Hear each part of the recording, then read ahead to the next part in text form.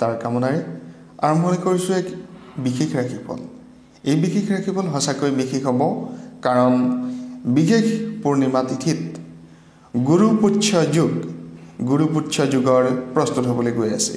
আৰু এই বিশেষ গুৰুপুচ্ছ যুগে আপোনাৰ 5 বিশেষ কৰ্ম যদি সেই গুৰুপুচ্ছ যুগত কৰিব পৰা যায়, এই বিশেষ 5 কৰ্মই আপোনালোকক ধন সম্পদেৰে ঘৰ ভৰ্তি কৰি দিব পাৰে।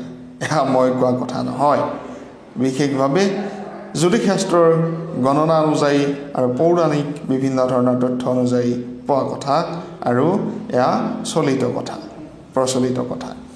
পূৰ্ণিমাত বিশেষ যি গুৰুপুচ্ছ যুগৰ প্ৰস্তুত হৈছে, তাৰ বাবে বিশেষ সৌভাগ্য সমৃদ্ধিৰ যুগ প্ৰস্তুত হৈছে। আৰু এই বিশেষ সৌভাগ্য সমৃদ্ধিৰ যুগে আপোনাক অগ্ৰগতিৰ দিশলৈ কিন্তু লৈ যাব বুলি কোৱা হৈছে। ভিডিঅ'টো যদি চাই আছে ধন্যবাদ জনাইছোঁ। চেনেলটো ছাবস্ক্ৰাইব কৰি দিব বুলি আশা ৰাখিছোঁ। আৰু ব্যক্তিগত যোগাযোগৰ বাবে আমি ডেছক্ৰিপশ্যনত নম্বৰ দিয়া হৈছে, নিশ্চয়কৈ আপোনালোকে এবাৰ চাই ল'ব। আৰু ব্যক্তিগতভাৱে যদি যোগাযোগ কৰিব বিচাৰে যোগাযোগ কৰিব পাৰিব। জ্যোতিষ সম্বন্ধীয়, বাস্তু সম্বন্ধীয়, বিভিন্ন ধৰণৰ ৰীতি নীতি সম্বন্ধীয় ভিডিঅ' এনেধৰণে পাই থাকিবলৈ চেনেলটো ছাবস্ক্ৰাইব কৰি ল'ব পাৰে। এইবাৰ আহিবলগীয়া পূৰ্ণিমাত গুৰুপুচ্ছ যুগৰ প্ৰস্তুত হৈছে, আৰু বিশেষ 5টা কৰ্মত, যি কৰ্মত সুখ সমৃদ্ধি শান্তি আহে বুলি কোৱা হয়, অগ্ৰগতি আহিব বুলি কোৱা হয়, তাৰ বিষয়ে জনাব বিচাৰিছোঁ।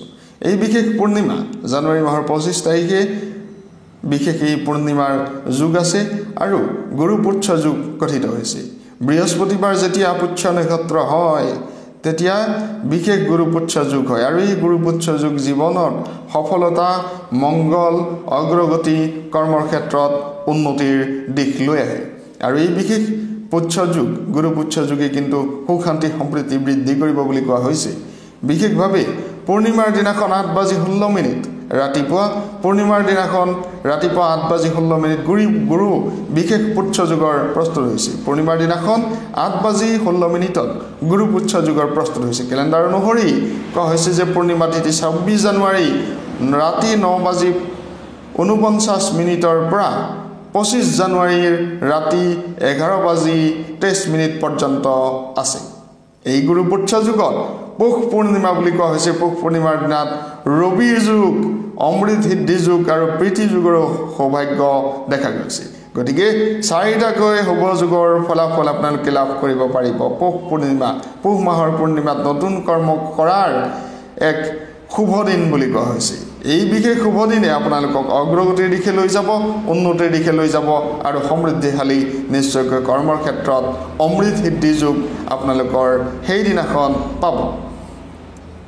গুৰুপুচ্ছ যুগত মা লক্ষ্মী দেৱী সন্তুষ্ট হয় বুলি কোৱা হয়, আৰু লক্ষ্মী দেৱীৰ সংগত ভগৱান বিষ্ণুৰ পূজা অৰ্চনা কৰাটো উচিত বুলি কোৱা হয়। গতিকে গুৰুপুচ্ছ পূৰ্ণিমাৰ দিনাখন যদি আপোনালোকে পূৰ্ণিমাৰ দিনাখন যদি আপোনালোকে লক্ষ্মী দেৱী আৰু ভগৱান শ্ৰী বিষ্ণুৰ পূজা অৰ্চনা কৰিব পাৰে, হোমাগ্নি কৰিব পাৰে, বা সত্যনাৰায়ণ পূজা যদি আপোনালোকে কৰিব পাৰে, যথেষ্ট অগ্ৰগতি আপোনালোকৰ আহিব। পূজাৰ ক্ষেত্ৰত কনকধাৰা স্তোত্ৰ পালন কৰিব লাগে, বা বিভিন্ন ধৰণৰ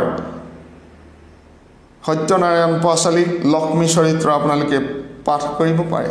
ভগৱান বিষ্ণুৰ কৃপাত ধন ধান্য ঐশ্বৰ্য বিভূতি সুপ্ৰীতি কামনায় বুলি কোৱা হৈছে। গতিকে ধন ধান্য ঐশ্বৰ্য বিভূতিৰ লগতে সুপ্ৰীতি সমৃদ্ধি অগ্ৰগতি আপোনালোকৰ কিন্তু নিশ্চিতভাৱে আহিব।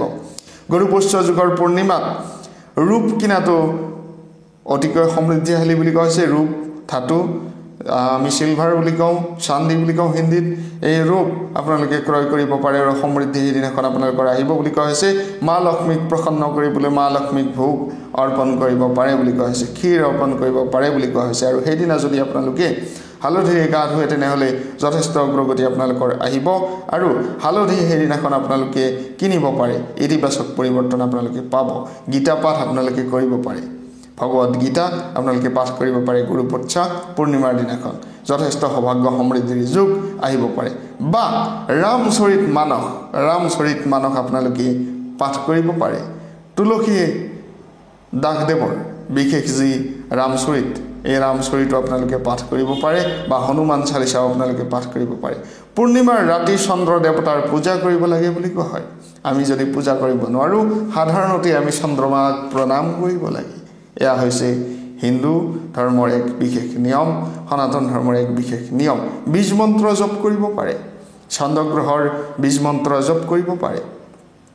বিশেষভাৱে এই শুভ যোগ শুভ মংগলময় ফলাফল কিন্তু আপোনালোকে লাভ কৰিব আৰু যেহেতু এইখিনি বিশেষ শুভ সময় 2024 বৰ্ষ সাধাৰণতে শনিৰ বৰ্ষ বুলি কোৱা হয় আৰু এই শনিৰ বৰ্ষত কিন্তু প্ৰথমতে আমি এক বিশেষ ভাৰতবৰ্ষৰ বাবে অযোধ্যাত যি ৰাম মন্দিৰ নিৰ্মাণ হৈ আছে আৰু এই ৰাম মন্দিৰৰ কিন্তু প্ৰাণ প্ৰতিষ্ঠা মহোৎসৱ আমি পাবলৈ গৈ আছো গতিকে এই বিশেষ শুভ ক্ষণ আমাৰ বাবে যথেষ্ট শুভ